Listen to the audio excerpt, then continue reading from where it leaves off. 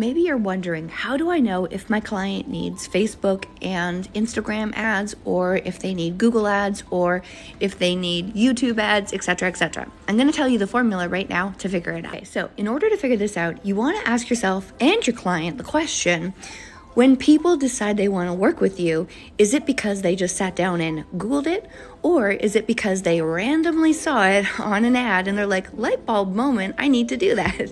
So for many people, like for example, take me as a coach. A lot of people will see my ad and they're like, light bulb moment, I need to learn more, right? And that's how they get the idea to work with me.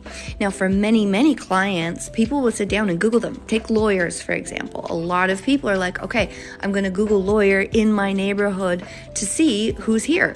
So in that case, if most people say, well, they probably just sit down and Google me, you probably know that Google Ads and SEO is the place to start. Now, this doesn't mean that long term they're not going to use Facebook and Instagram ads as well, or even YouTube for that matter. And in a lot of cases, those two platforms can work in tandem for clients.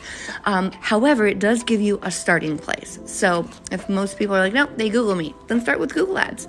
And if they're like, no, I need the random idea ads, that's where we go to Facebook and Instagram to start. Let me know if that's helpful for you.